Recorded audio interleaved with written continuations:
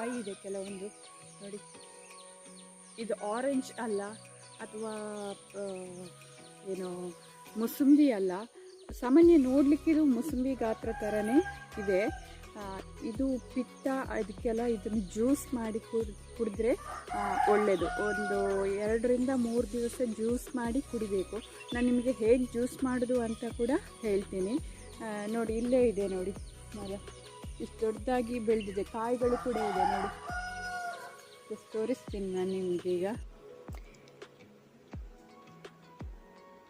ಇದರ ಎಲೆಗಳು ಲಿಂಬೆ ಗಿಡದ ಎಲೆಯಂತಿವೆ, ಆದರೆ ಲಿಂಬೆ ಗಿಡದ ಎಲೆ ಸಣ್ಣದಾಗಿರ್ತದೆ, ಈ ಎಲೆ ಸ್ವಲ್ಪ ದೊಡ್ಡದಾಗಿರ್ತದೆ.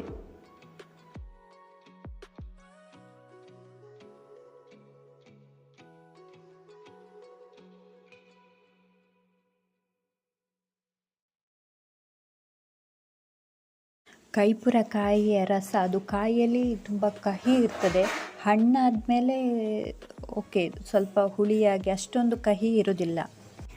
ನಾನಿಲ್ಲಿ ಜ್ಯೂಸಿಗೆ ಒಂದು ಹಣ್ಣಾದ ಕೈಪುರವನ್ನು ತಗೊಂಡಿದ್ದೀನಿ.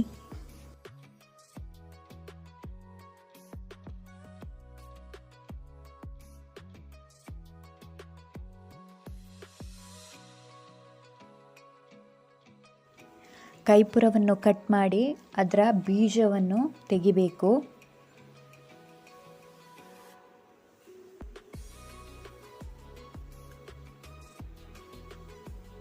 ನಾನಿಲ್ಲಿ ಜ್ಯೂಸಿಗೆ 2 ಲೋಟದಷ್ಟು ನೀರನ್ನು ತಗೊಂಡಿದ್ದೀನಿ.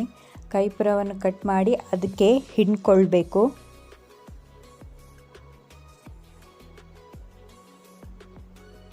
ನೋಡಿ ಈ ರೀತಿ ಚಂದ ಹಿಂಡಿ ಅದರ ರಸ ಎಲ್ಲ ಬಿಡಬೇಕು.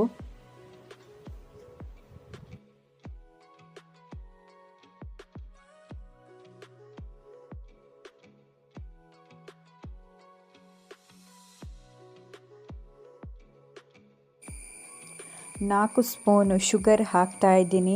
ನೀವು ನಿಮಗೆ ಸಿಹಿ ಇಷ್ಟ ಇದ್ದರೆ ಜಾಸ್ತಿ ಹಾಕ್ಕೊಳ್ಬೋದು, ಇಲ್ಲ ಸಿಹಿ ಇಷ್ಟ ಇಲ್ಲ ಅಂದರೆ 2 ಸ್ಪೂನ್ ಹಾಕಿದರೂ ಓಕೆ.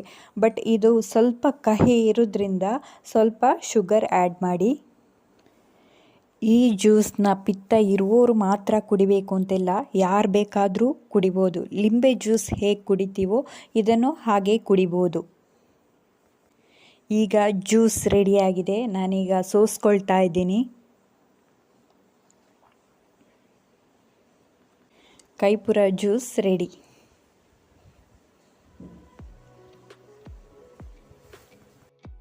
ಫ್ರೆಂಡ್ಸ್, ಈ ಜ್ಯೂಸನ್ನ ಪಿತ್ತ ಇರುವವರಂದರೆ ಪಿತ್ತದಿಂದ ತಲೆ ಸುತ್ತುವುದು, ವಾಂತಿ ಈ ರೀತಿ ಆಗ್ತಾ ಇರುವವರು ಒಂದು ದಿನಕ್ಕೆ ಒಂದು ಸಲ 3 ದಿನ ಕುಡಿಬೇಕು ಈ ಜ್ಯೂಸನ್ನು.